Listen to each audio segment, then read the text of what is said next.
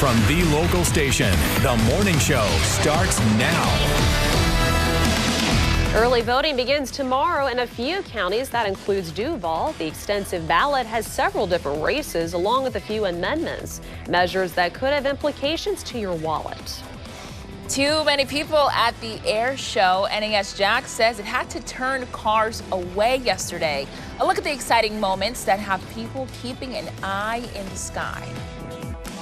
All right, everyone, 8:01 this morning. We certainly appreciate you joining us on this Sunday fun day morning. And of course, we want to talk about that weather. Absolutely. David is joining us this morning. And honestly, David, it looks absolutely gorgeous out there. Can't complain yet again. Yeah, if you're going to complain, it's a little cool for some. Temperatures are currently in the 40s and 50s, but not as cool as it was yesterday morning across the area. And we are still on track, we think, for a 10 out of 10 day. In fact, you can see a boat getting ready to head out into the water here at Clay County at Doctors Lake Marina. It's going to be a really nice day for boating. A little bumpy still in the open waters of the Atlantic, but if you're heading down the river or one of the area lakes, not too bad at all. Temperatures out at NAS Jax, we're sitting at 58 degrees, steady northwesterly wind at around 6 miles per hour. Exact track 40, once again quiet across southeast Georgia and northeast Florida. There is some rain out there, but once again it's out here into parts of the Atlantic waters. That's where it's going to stay, it looks like, for the remainder of the daytime hours today, so I wouldn't even mess with the umbrella or the poncho if you're going to be out and about across the region.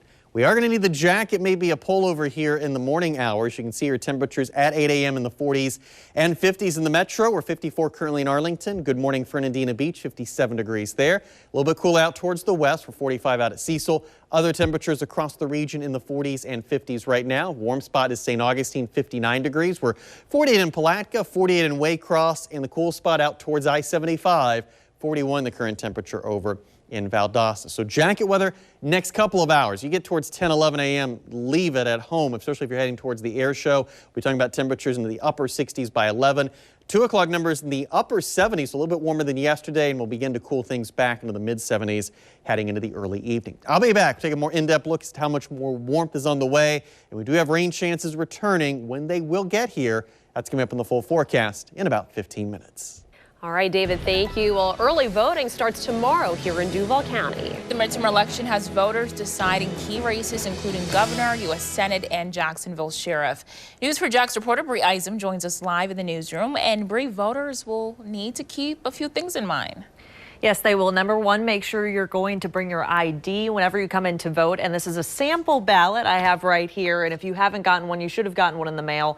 But if you don't have that, you can go look on our voter's guide on news4jax.com. Now, there are a number of early voting sites throughout Duval County. Here's a list of the various places you can go. Early voting locations open at 7 in the morning and close at 7 at night.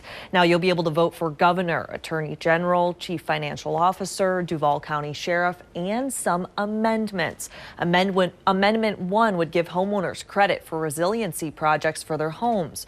News4JAX did talk to property appraiser Jerry Holland last week, and he said if voters approve it, it could eventually decrease insurance rates across the state. He says that any home improvements that help prevent flooding won't increase your property taxes.